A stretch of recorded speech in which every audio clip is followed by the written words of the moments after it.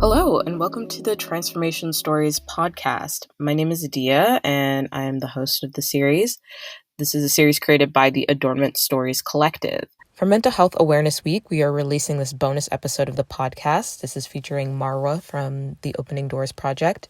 We discuss mental health, define some terminology, and really break down how it impacts the Black community.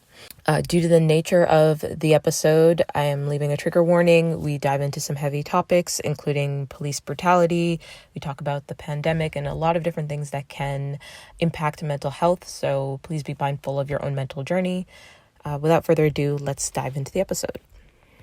All right. Hi. Welcome to the podcast. Hi. Thank you for having me. Why don't we start? You can introduce yourself, your name, and a little bit about what you do. Definitely. So, hi everyone. My name is Marwa. I work at the Opening Doors Project, which is at CMHA Toronto, which is a Canadian Mental Health Association. And I'm the curriculum and training coordinator for its amazing team that I'm part of. So we're mainly focused on public education, and we have three goals in the project. It's mental health, equity, and diversity. And our goal is to travel across Ontario and meeting up with communities and educating on topics related to mental health, anti-racism, the Ontario Human Rights Code, stress and self-care, as a way to empower, educate, and just build up literacy around these topics. And to kind of start off, maybe you could tell everybody or give people a sense of how you define mental health. Well, for me, the way I define mental health in the most simplest term is a state of holistic psychological well-being. And it's something that we all have. We all have mental health. Just like we all have a state of physical health, we also have our mental health to look after. So it's not just about surviving, but it's about thriving. Right. And there are many factors that can impact our mental health and well-being. So it could be our physical health can have an impact, our personal relationships and connection with others, our work life, our lifestyle habits.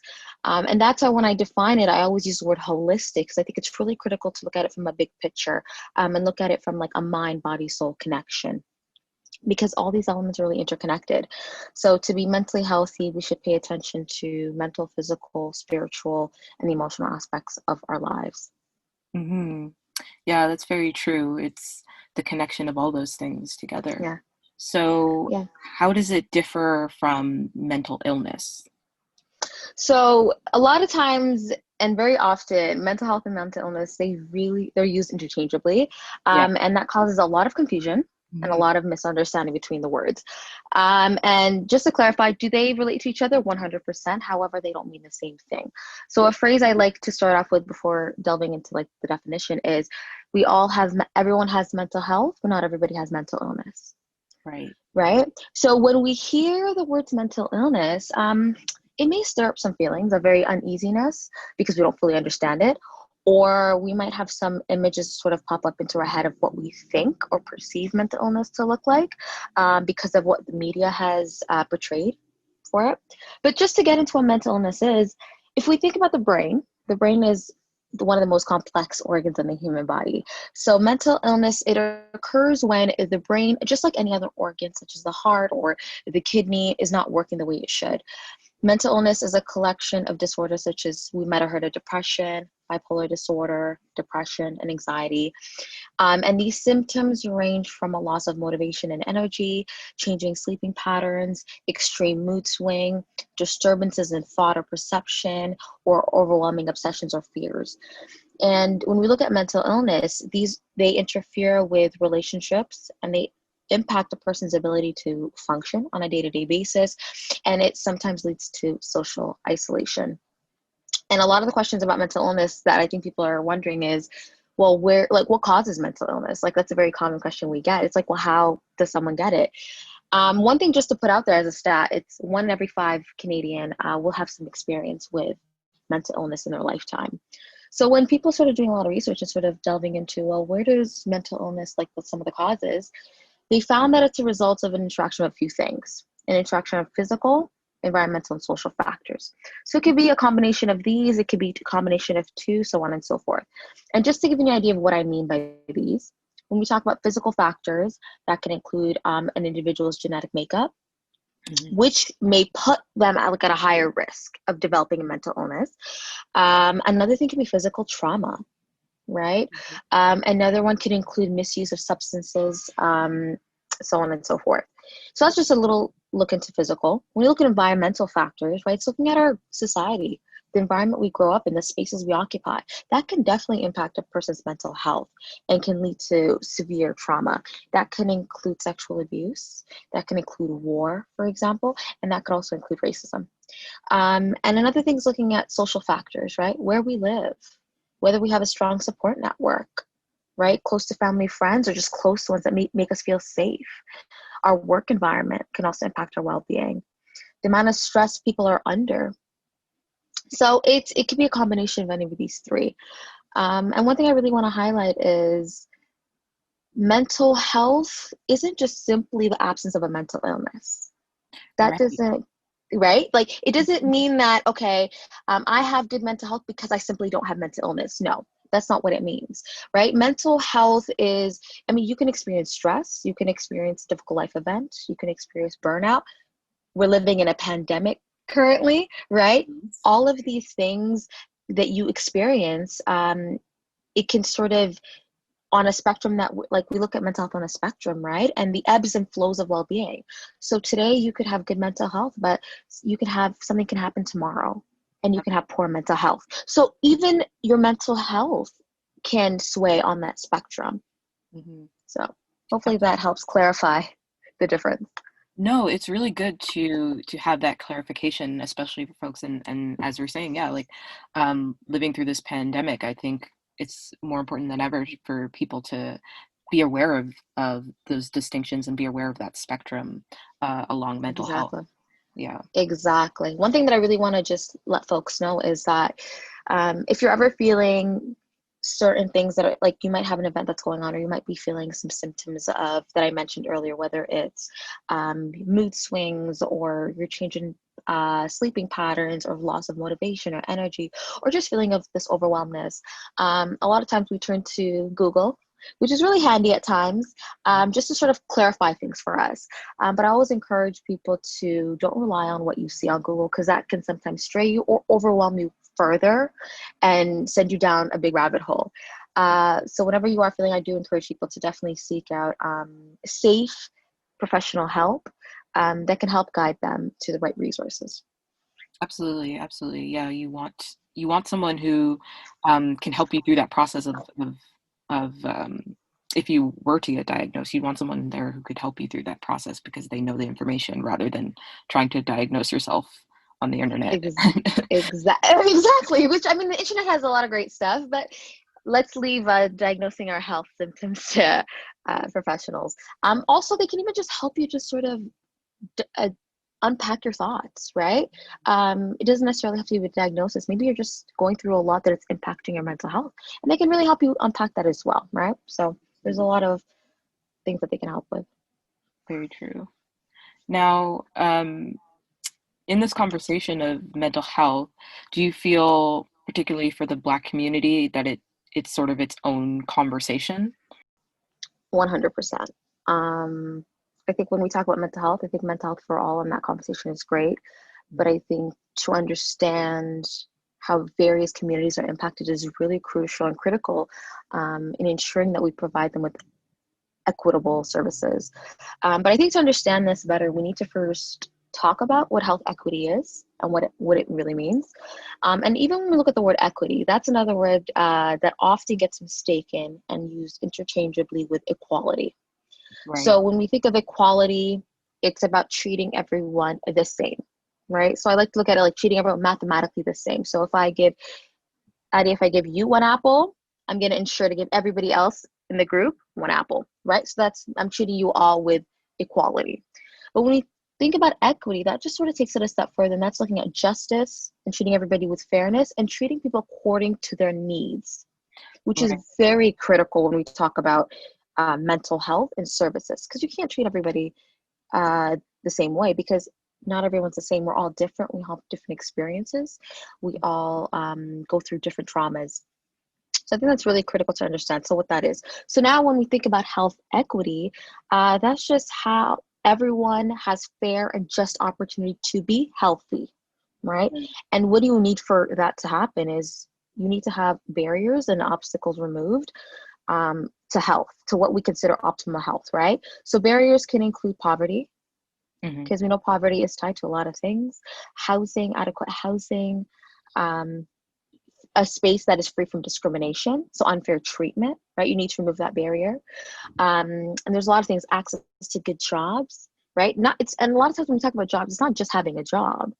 It's having a job that is good, that's fair pay, that is safe, Mhm. benefits, right? We're looking at quality education, housing. And when we talk about housing, it's housing that is one adequate, that is located in a safe space, where it's maintained, right? And obviously, then safe healthcare that is free from bias, which I think is really hard, but a safe healthcare system where you can go and access services and you're heard. Right. So when you talk about health equity, like where does health equity come from? Like that, it's like the pinnacle. And that usually arises from access to what we call social determinants of health. So when we look at social determinants of health, it just simply is looking at the social and economic conditions in which people they grow, they're born into, they live, they work, and they age. And a lot of these circumstances and conditions, they're shaped by the distribution of money, power, and resources. And when we talk about this distribution, it's at every level. We're talking about it from a municipal level, so a local level, a Mhm. national level, Canada-wide, but even on a global scale, what that looks like. So now that we talked about what health equity is, one of the social determinants of health that's been recognized for a long time is race. Race has been considered to be a factor that plays into whether a person has access to healthcare, or that can be what we consider healthy. But what started to happen more recently, which I'm really happy about, is anti-Black racism has recently been, specifically looking at anti-Black racism, is being acknowledged as a determinant of health. Right. Because we can talk about race, but we really need to get specific in certain communities.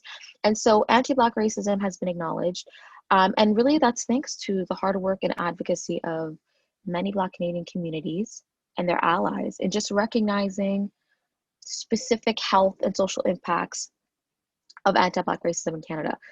So now let's break that down now further, just connecting back to your original question. When we look at anti-Black racism, it's a system of inequity, so that unjust unfairness in power, resources, and opportunities that further treats or discriminates against people of African descent, Black people. And this discrimination that I talk about, and I want to be, and I actually take that back, against people that are Black, that identify as being Black. And when we talk about this discrimination, we have to understand that this is deeply entrenched. This isn't something that just occurred right now. This is something that is deeply entrenched and normalized in Canadian institutions, our Mhm. policies, our practices. And sadly, it's become so often invisible to those who don't feel its effects. And when we look at the long history of this discrimination, it's so rooted in European colonization, right? In various countries. And I mean, let's just talk about slavery. A lot of times when we have discussions on slavery, people think of the States or America, predominantly the States. Mhm. But slavery was legal in Canada, right? We did Right. have a history of slavery here as well. That isn't just something that's left to one part of the world. We had that here as well. But that's part of the history that a lot of us don't know about. And so even now, sadly, 2 centuries later from all of that history, these racist ideologies, they continue to drive a lot of the processes of the stigma and discrimination that still exists. So now what you see today are a lot of Black Canadians, and I'll say Black people all over the world. We experience health and social inequities linked to these discriminations at multiple levels of society. So whether it's individual level, at an interpersonal level, institutional level, and even societal level, right? And a lot of these could be overt, or they can be very subtle and pervasive, right? Like we know microaggressions, those everyday racism comments, Mhm. right? It can include racial slurs, harassment, jokes. Jokes is a big one, because jokes, those things sort of get brushed under the rug and people laugh about it, but no, right? Right. It's not And funny. It's not funny. people play it Um, off as a joke and exactly. dismisses the impact of it. Exactly, right? And I think it's like, no, just because your laughter doesn't dismiss the weight of what you said. Hmm. Um, and we have other comments like, oh, you're pretty for a black girl. Hmm. And then you're kind of taken aback by such comments. Like, what does that mean, really, right? And that's the pervasive, subtle ones. But then when you look at the other levels, like institutional, societal levels, you have, and I'm going to specifically look at Canada, right? Racial profiling, carding. We have the over policing that's happening, right? So, Yeah. what do I mean? Surveillance, excessive use of force. Or we have the opposite, which is under policing, right? So, the under responsiveness when we call for support or we call for help, Right. and the under responsive that we receive, or the complete abandonment of Black communities. And then you have the overrepresentation of Black people in criminal justice systems, in the welfare system, right? All I'm giving you right now is just highlighting a snippet. But even the snippet that I just gave, if we look at the impact of all these experiences throughout someone's lifetime, without a doubt, that can lead to immense chronic stress and trauma, which Right. leads to then negative effects on someone's mental health. Not just the mental health, as I talked about earlier, that holistic health that we need to look at. So the overall picture, it'll impact your mental health, your physical health, your emotional health, right? And when we talk about these experiences of racism in all these spaces, whether it's direct or indirect, they can have very devastating effects on the mental health of Black people. And the term that's used to coin this is racial trauma. Yes. And that, right? So that's what really racial trauma is. And racial trauma can lead to depression, it can lead to chronic stress, it can lead to fatigue, it can lead to hypervigilance, it can lead to body inflammation and symptoms that are very similar to PTSD. So these are very real, and we need to acknowledge and recognize the impacts on the Black community as a result of the oppression that we're facing, and the existence of anti-Black racism. And I think once that is done, and I'm glad that I think as a country, Canada is slowly recognizing that, because that then gets translated into services that we receive and hopefully start reducing some of the barriers. But I think recognizing something first validates a lot of our experiences that we've gone through. I could speak for myself. When I came here at a young age, I migrated here, and I learned quickly at the age of 6 that I was different and that I was being treated differently because of the color of my skin and the different my different intersecting identities. And to learn racism at such a young age Mm. is devastating. It's And as a child, when you're developing, right, it could definitely have impacts. And I could say for myself, like, now that as I get older and I'm sort of connecting, and I'm connecting a lot of the trauma that I've gone through in my life, I can definitely say that my anxiety that I have now is a result of that racial trauma. And not just racial trauma, but racial trauma and the other traumas that I face because of other parts of my identity. Yeah, absolutely. Wow. Thank you so much for that breakdown. That really like highlights the depth and the layers and how vast that conversation is, because yeah, it's not only historical, but it impacts so many different aspects and layers of life, kind of as you were talking before about it be, the different layers of being, of health and the environment that you're in, how that impacts your mental well-being. So that's a Exactly. big one for sure, for sure. 100%. I think the complexity just ties into, I think when we try to look at things, people like to look at them from one perspective, one lens, Yeah. and it's not that simple, right? You need to understand the complexity of things. You need to look at history. You need to look at the various experiences. And one thing I really want to note, that when we talk about the Black community, I just want to be clear that we're not a homogenous collective, No. Yeah. right? Because a lot of times what tends to happen is people get grouped, and then they're all brushed with the same paintbrush, right? And it's like, we shouldn't do that, because that's not fair. Again, right, with that equity piece that I mentioned, there's so much diversity within the Black community and just so many experiences, and we need to also provide space for that, because how various Black people experience discrimination is very different, and how we respond to that situation is very different, right? and also recognizing the existence of intersectionality and the many overlapping identities in our community. So I think earlier I mentioned some of my experiences. So for me, I'm a Black Muslim woman, right? So I face not only racism, but sometimes because of my overlapping identity, I face experiences of Islamophobia, and in spaces I experience sexism. So looking at how, right, and we have so many examples of what that looks like in the Black community. So I think it's really key for us to also shed light on that. Absolutely, absolutely. And we could definitely talk for hours about Yeah. this. Yeah. Might have to cut it Yeah. there for sure. Yeah. Um, Yeah. well, based on your experience, how has the conversation around mental health changed in 2020 in particular, um, for Black folks, or has it like changed at all? Have you seen the Mhm. conversation shift? I've definitely seen a conversation shift. I will say that mental health, there was a lot of stigma around mental health, right? There was a lot of sh- um, negativity around it. It was a lot of hush hush, don't talk about it. No, that's not us. A lot of labels and names associated with it. So a lot of the work that we used to do, and I will say, like when I used to work with my community, a lot of the work was around how do we break the stigma? How do we break the silence? And now, as we started 2020 and we were all hit with this pandemic and a lot of unfortunate things happened, one word that I've been hearing recently from my circle and echoed by other Black people are tired, exhausted, emotionally drained, or just drained all over. Yeah. And if we just look at the various brutal injustices and the killing of Black people while in a pandemic, which is another thing on its own, it's just been so overwhelming.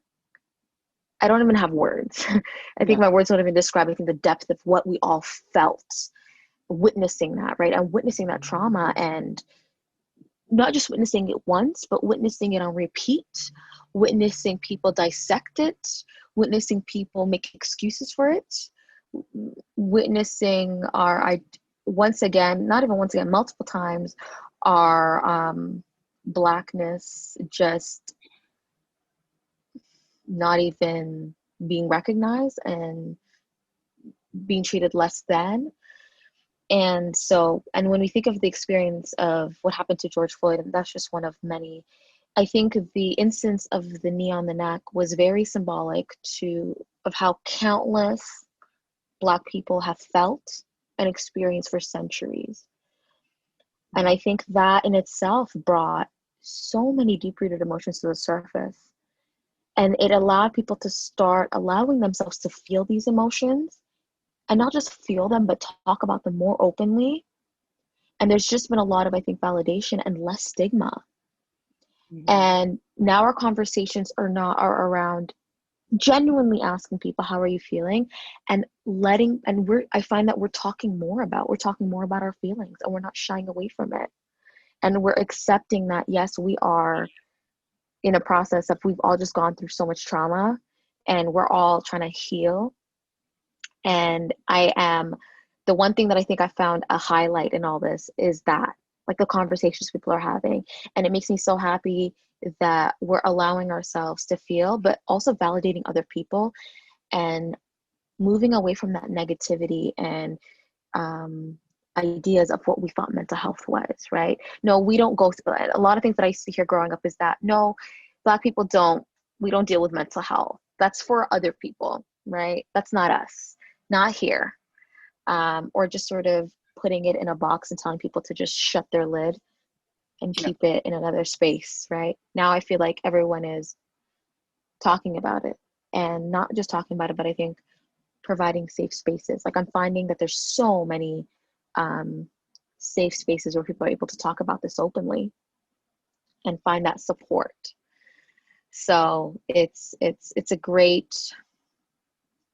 It happened from unfortunate situations, But but yeah, I'm glad that we're able to talk about it and name it. Like, we're not shying away from naming it anymore, which absolutely. I think is such a big step. It's, like, I think the hugest step. I used to have experiences where I couldn't even say, I think a community asked for a workshop, And they didn't even want us to use the word mental health in the title.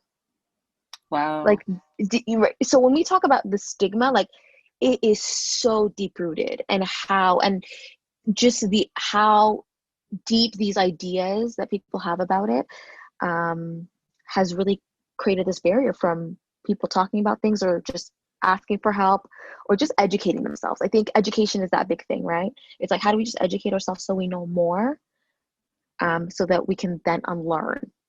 So yeah. I'm very happy, and I'm loving the shift, and I am loving the unlearning that's happening and the relearning in the community. Yeah, absolutely. Absolutely. Just wrapping up, is there any advice or takeaway resources you want folks to know about? Keep that conversation going for them. One of my favorite quotes by Audre Lorde is, "Caring for myself is not self-indulgence. It is self-preservation, and that is an act of political welfare." This was my all-time favorite from, like, just for years when we think about self-care. And I always say this whenever I'm around Black spaces, because when we think about self-care, I think a lot of times that's like the last thing on our list.